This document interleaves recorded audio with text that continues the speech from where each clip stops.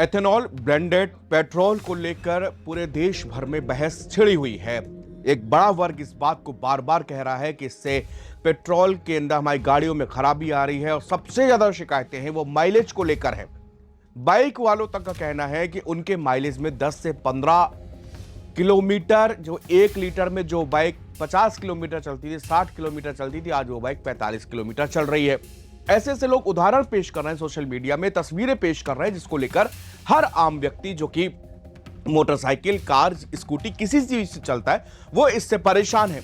उल्टा सरकार और नितिन गडकरी इसमें में ये कह रहे हैं कि ये प्रक्रिया पूरी तरह से वैज्ञानिक पद्धति है, इसमें किसी तरह का कोई लूप होल नहीं है। अगर ऐसी कोई खराबी आती है तो आपकी गाड़ी गारंटी में होगी, डीलर इसको सही करवाएगा।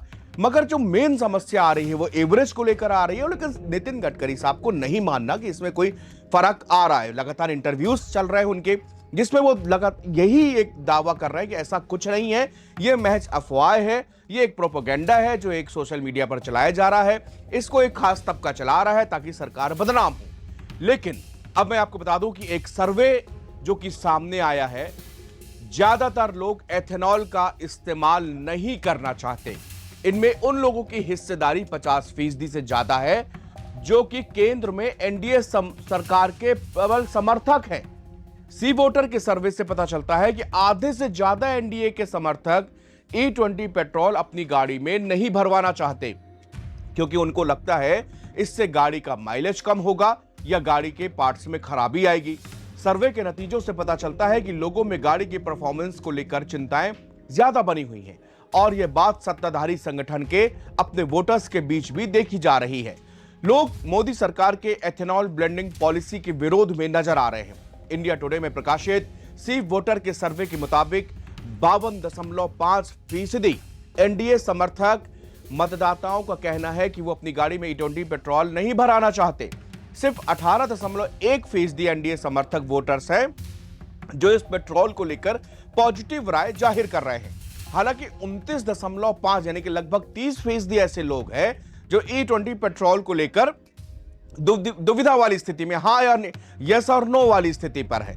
विपक्ष के समर्थकों में इसका विरोध और भी ज्यादा देखने को मिला। केंद्र की एनडीए सरकार की विरोधी 57.9%, लगभग 58% लोगों का कहना है कि वो E20 पेट्रोल के खिलाफ है। दूसरी राजनीतिक पार्टियों से जुड़े 55% वोटरों ने भी एथेनॉल वाला पेट्रोल नहीं भराना चाहते। कुल मिलाकर 55.1% लोगों का कहना है कि वो E20 पेट्रोल का इस्तेमाल करना पसंद नहीं करेंगे, जबकि सिर्फ 17.1% लोगों का इसका समर्थन किया है। यह सर्वे केंद्रीय सड़क परिवहन और राजमार्ग मंत्री नितिन गडकरी के उस चैलेंज के कुछ दिनों के बाद आया है जिसमें उन्होंने E20 पेट्रोल के इस्तेमाल की आलोचना करने वालों से एथेनॉल मिश्रित पेट्रोल से नुकसान उठाने वाले कम से कम एक व्यक्ति को सामने लाने का चैलेंज करा था। विरोध करने वालों ने यह चैलेंज स्वीकार करते हुए कहा कि वो एक नहीं बल्कि कई ऐसे लोगों को सामने लाएंगे जिनका दावा है कि E20 पेट्रोल के इस्तेमाल से उनकी गाड़ियों को नुकसान पहुंचा है। इसी बीच केंद्रीय सूचना आयोग यानी कि CIC ने पेट्रोलियम मंत्रालय की योजना इकाई petroleum planning and analysis cell को पेट्रोल उत्पादन, आयात, एथेनॉल खरीद और मिश्रण, पेट्रोल क्षेत्र के मुनाफे से संबंधित ऐतिहासिक आंकड़े सार्वजनिक करने का निर्देश दिया है। यह निर्देश एक RTI आवेदक को सूचना उपलब्ध कराने के लिए दिया गया, क्योंकि आयोग ने पाया कि PPAC ने केवल आंशिक सूचना उपलब्ध कराई है। सूचना आयुक्त खुशवंत सिंह सेठी ने PPAC को एथेनॉल मिश्रित संबंधी अधिसूचनाओं के लिए वेब लिंक उपलब्ध कराने, एथेनॉल आपूर्तिकर्ताओं से संबंधित सवाल को उस लोक प्राधिकरण को ट्रांसफर करने और कंपनी और पेट्रोल आपूर्तिकर्ताओं की जानकारी के अनुरोध का जवाब देने के समय RTI अधिनियम के तहत उचित छूट का उल्लेख करने का भी निर्देश दिया है।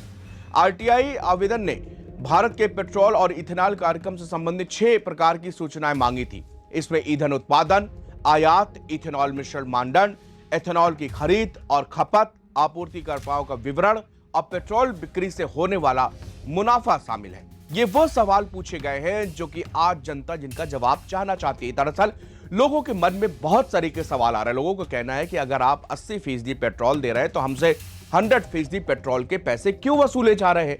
लोगों को कहना है चलिए अगर आप एथेनॉल को मिला भी रहे हैं तो कम से कम हमको पेट्रोल की जो कीमतें हैं वो उसमें आधा कर दीजिए, कम कर दीजिए।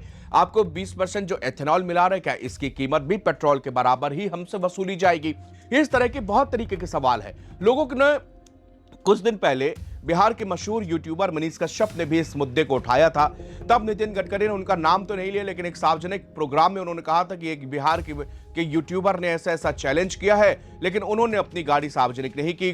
कंपनी वाले उनकी गाड़ी मंगाते रह गए, लेकिन उन्होंने गाड़ी नहीं भेजी। हालांकि इस मार्फत जब मनीष कश्यप से हमने एक इंटरव्यू किया था, उसमें उन्होंने साफ तौर पर बताया था कि मुझे इस तरह की कोई मेरे ऊपर ना कोई FIR की गई। हाँ, मैं उस बात पर आज भी काबिज हूं कि मेरी गाड़ी के पार्ट्स इसकी वजह से खराब हो रहे हैं। उन्होंने टेक्निकली तौर पर यह भी समझाने की कोशिश करी थी कि गाड़ियों में दिक्कत कहां पे आ रही है। उन्होंने कहा कि सब कोई सब तरह की बात कर रहा है, लेकिन फ्यूल के लिए जो कि गाड़ियों के अंदर मौजूद टेक्निकल चीजें होती हैं, वो हर एक ऑयल के लिए अलग तरीके से उसको डेवलप किया जाता है। लेकिन क्या हमको कोई बताएगा कि एथेनॉल के लिए किस तरह का वहां पर टेक्नोलॉजी यूज की गई है?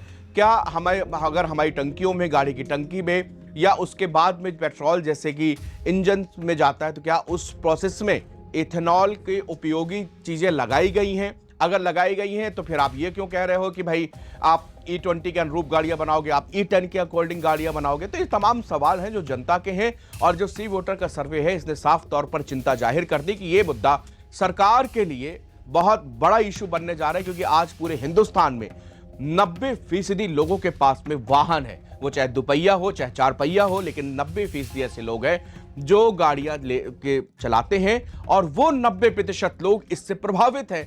अगर इतने बड़ा समाज एक चीज से किसी से प्रभावित हो, तो सरकार को इस पर स्पष्टीकरण लाना चाहिए। सरकार बार बार इस चीजों से डिनाई कर रही है, लेकिन एक स्पष्ट चीजें जो ब्लूप्रिंट होता है, या फिर जो इथेनॉल मिलाने की जो मियाद थी 2030 तक रखी गई थी, आपने उसको 2025 में ही अचीव कर लिया। लेकिन ये देखें कि ये टारगेट जो है 5 साल पहले E20 को लेकर जो टारगेट था वो था 2030 तक, लेकिन वो 2025 में ही पूरा कर लिया। यानी कि अब सरकार आगे बढ़ रही है, E25 पर आगे बढ़ रही है, फिर 85 की भी बात हो रही है, यानी कि इथेनॉल से ही पूरी गाड़ियां चलेंगी। सरकार का तर्क है कि इससे पर्यावरण सुरक्षित रहेगा, हम विदेशी जो हम आयात हमारा है वो कम होगा, हमारे पास जो विदेशी पैसा है वो बचेगा। ये बातें सभी जायज है, अच्छी है। भारत देश जितना अपने स्वदेशी चीजों पर डिपेंडेंट रहेगा उतना ही कामयाब बनेगा। लेकिन इस तरह की चीजें जो आम लोगों को जिससे नुकसान हो रहा है, उसका भी यहां पर ध्यान देना चाहिए, और जल्द से जल्द जो कि इस सब मामलों के ज्यादा देर ना हो, और चूंकि लोगों की गाड़ियों में खराबी आ रही है, लोग इससे परेशान हैं, इस चीजों की, इस दुविधा का भी समाधान सरकार को कुछ ना कुछ खोजना चाहिए। शुक्रिया।